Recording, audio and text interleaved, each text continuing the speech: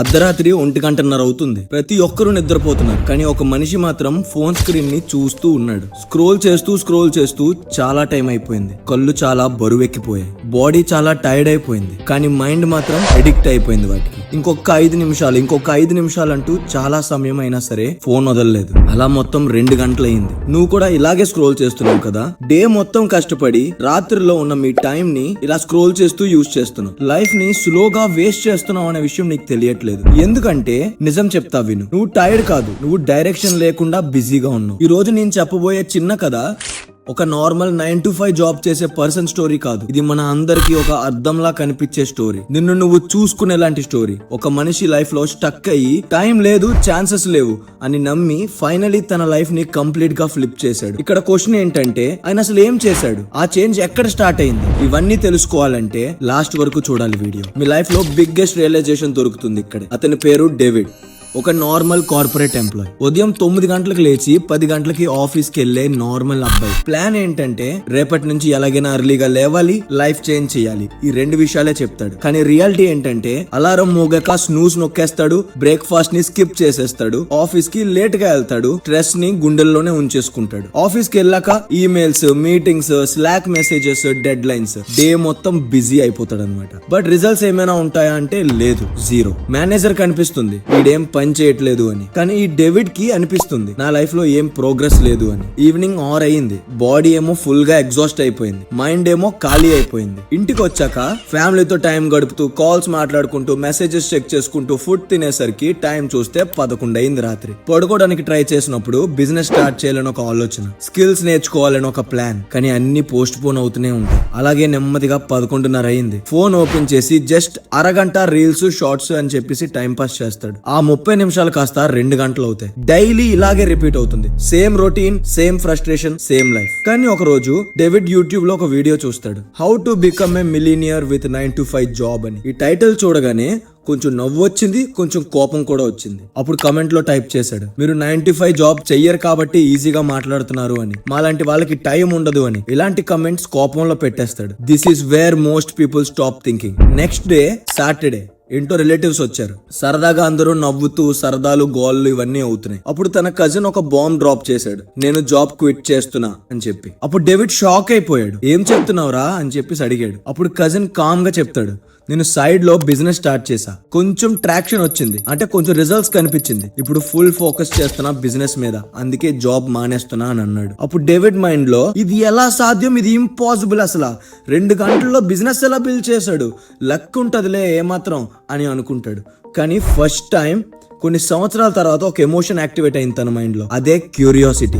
Life change అవ్వడం start అవ్వడానికి talent కాదు, మనీ కాదు, క్యూరియాసిటీ చాలు అనేది ప్రూవ్ చేశాడు. ఎలా అంటారా, ఆ తర్వాత రోజు డేవిడ్ డిసైడ్ అయ్యాడు ఎలా అయినా నిజం తెలుసుకోవాలని. అదే నిజం, ఎలా తను జాబ్ చేస్తూ బిజినెస్ డెవలప్ చేశాడు అనేది తన ఆలోచన. తనకు ఆ క్యూరియాసిటీ ఉండిపోయింది బ్రెయిన్ లో. సో ఇప్పుడు పార్ట్ 2 ఏంటంటే next day morning David mind లో ఒకటే థాట్, అసలు నా కజిన్ చెప్పింది నిజమా కాదా అనే ఆలోచన. గూగుల్ సర్చ్ ట్రై చేశాడు, కానీ బుక్ ఎగ్జాక్ట్ నేమ్ గుర్తులేదు. సో ఫైనలీ డిసైడ్ అయ్యాడు డైరెక్ట్ గా బుక్ షాప్ కి వెళ్ళాలి అని. ఒక పెద్ద మాల్ కి వెళ్ళాడు. లోపల సైలెంట్ గా ఉన్న బుక్ స్టోర్ లో కూర్చున్నాడు. డేవిడ్ స్లోగా తర్వాత లెగిసి నడుస్తూ business section, self help section, productivity racks, ప్రతి బుక్ చెక్ చేశాడు. ఆ ప్రతి బుక్ లో ఒకటే చెప్తుంది, success, growth, millionaire mind set. కానీ డేవిడ్ కి క్లారిటీ లేదు, ఏం కావాలో కూడా తెలియదు. తిన్నంగా ఇలా 15 నిమిషాల నుంచి 20 నిమిషాలు అయ్యాయి. బుక్స్ అన్ని చూస్తాడు, కానీ కరెక్ట్ బుక్ దొరకదు. మైండ్ లో ఫ్రస్ట్రేషన్ స్టార్ట్ అవుతుంది.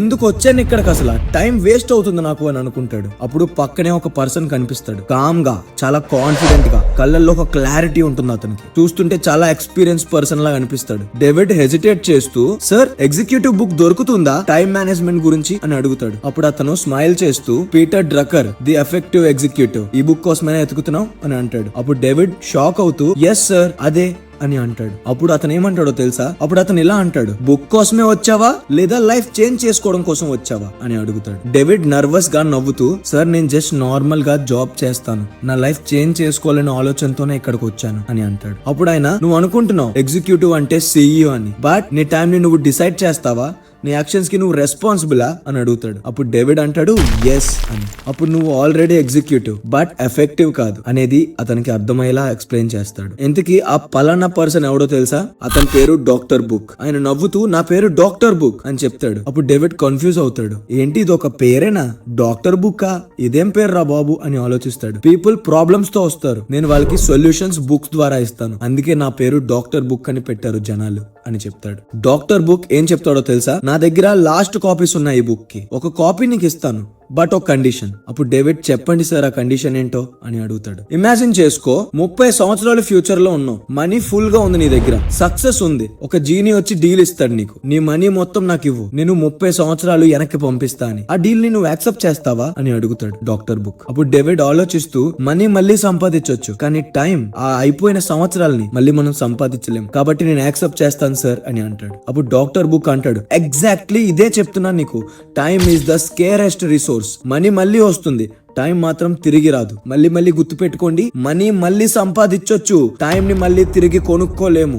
డాక్టర్ బుక్ ఇలాగే చెప్తాడు. ప్రాబ్లం ఏంటి తెలుసా? పీపుల్ ప్లాన్ చేస్తారు బట్ ట్రాక్ చేయరు. నువ్వు బిజీగా ఉంటావు బట్ ప్రొడక్టివ్ కాదు. నీకు ఒక టాస్క్ ఇస్తా, రాబోయే 7 days లో ప్రతి గంట నువ్వేం చేస్తున్నావు అనేది రాసుకో. ఎగ్జాంపుల్ 6 నుంచి 7 ఏం చేసావు, 7 నుంచి 8 ఏం చేసావు, ఇలా గెస్సింగ్స్ తో కాదు, ఎగ్జాక్ట్ గా చేస్తూ రాయాలి. అంటే రియల్ టైం ట్రాకింగ్ అన్నమాట. ఇలా చేస్తావా అని అడుగుతాడు డేవిడ్ కి. అప్పుడు డేవిడ్ ఇలా అంటాడు, సార్ కొంచెం బోరింగ్ అనిపిస్తుంది అని. అప్పుడు డాక్టర్ బుక్ అంటాడు, లైఫ్ చేంజ్ అవ్వడం బోరింగ్ గానే స్టార్ట్ అవుతుంది అని చెప్పేసి. ఇలా ఈ ఛాలెంజ్ ని 7 రోజులు కంప్లీట్ చేసి ఆ మరుసటి రోజు ఆదివారం 8 గంటలకు కరెక్ట్ గా ఇక్కడికి రా, నేను వెయిట్ చేస్తాను నీ కోసం అని అంటాడు. వచ్చేటప్పుడు ఆ బుక్ కూడా తీసుకొని రా, అప్పుడు ఇంకొక సీక్రెట్ కూడా ఇస్తాను నీకు అని చెప్తాడు. అప్పుడు డేవిడ్ డీల్ ఓకే సార్, నేను చేసి చూపిస్తాను అని అంటాడు. ఫస్ట్ 2 రోజులు స్టార్ట్ చేయడమే మర్చిపోయాడు మనిషి. 3వ రోజు ఫోర్స్ చేసి స్టార్ట్ చేశాడు. 4వ రోజు ఒక ప్యాటర్న్ కనిపించింది. 5వ రోజు షాక్ అయిపోయాడు ఆ ప్యాటర్న్ చూసి. అప్పుడు తనకి తన లైఫ్ లో జరిగే ఒక కామన్ పాయింట్స్ అర్థమయ్యాయి. అదొక బిగ్ డిస్కవరీ అతనికి. అదేంటో తెలుసా?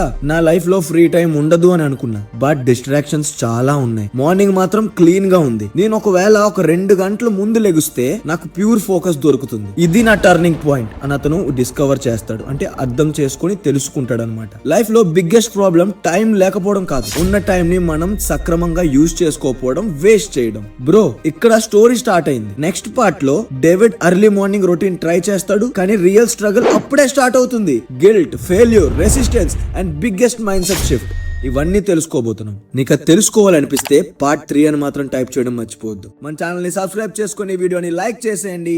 వీడియో ఎలా అనిపించిందో కామెంట్ చేయడం మాత్రం మర్చిపోవద్దు. అప్పుడు దాకా థ్యాంక్ యూ ఫర్ వాచింగ్. జై హింద్.